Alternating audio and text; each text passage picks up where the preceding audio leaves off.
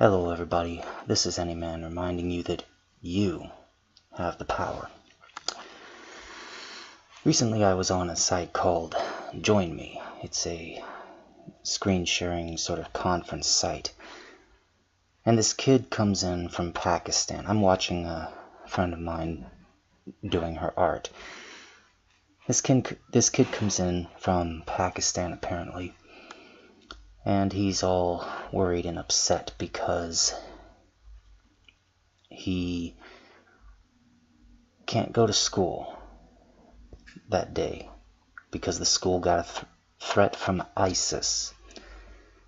And he's worried about his friends and family, obviously.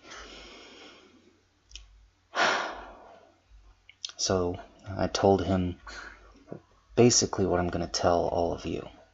Because we do live in an age when terrorism is a global problem. Whether it's ISIS or it's terrorism in an abusive relationship or what have you.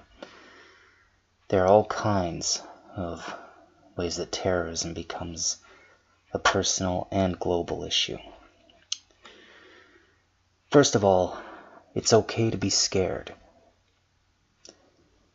In fact, if you're genuinely not scared of total strangers attacking your loved ones and killing them, or worse, or even attacking yourself, then you're either crazy or stupid.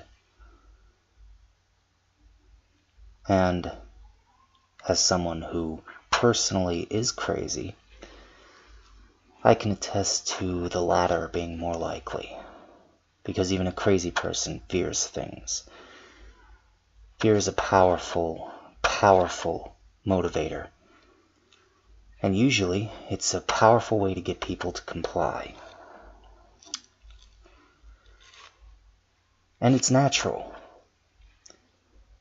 But here's the thing.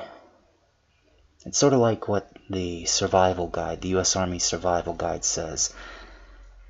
And it's also sort of like what the Bible says. The Bible says, "Fear not those who can destroy the body, and after that, there's nothing else they can do. What you should fear is he who can destroy body and soul."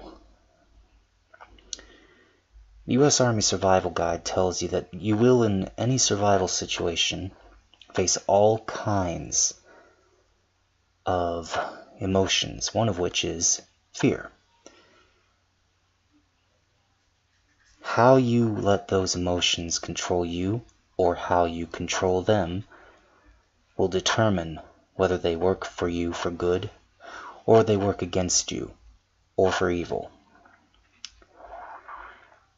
If you let those emotions overrun your better judgment, if you let them, for example with fear, if you let them make you compliant or cripple you,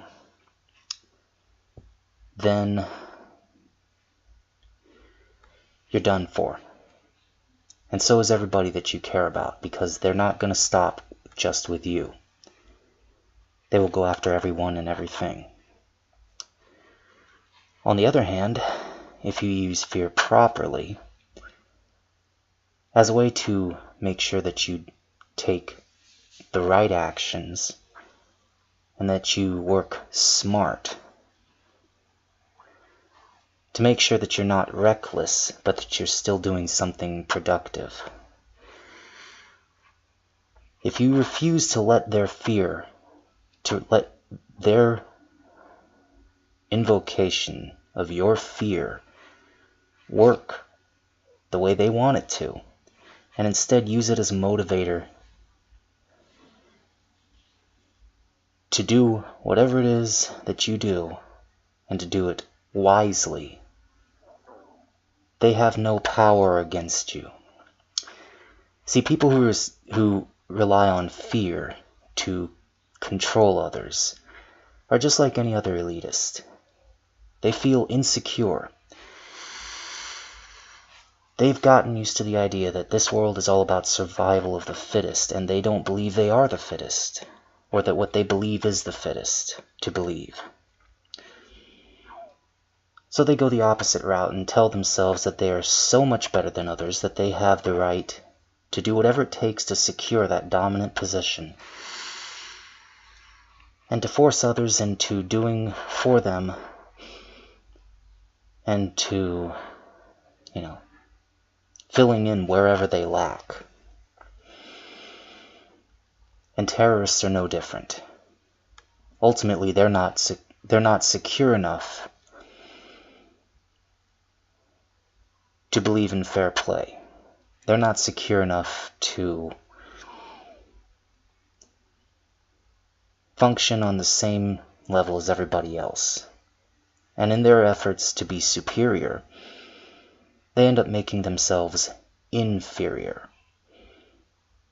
The fact is, there are few of them, but the people are many. The phrase that I use all the time will always apply, because no matter what oppressive elitists take control, they will ultimately be overthrown by their own hubris, by their own flaws and failures that they were so insecure about to begin with, and by the people that they rely on to support them. You have the power. You are the power.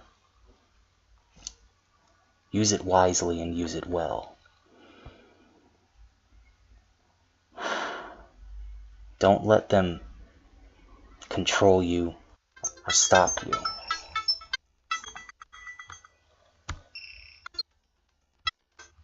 Don't let them control you or stop you.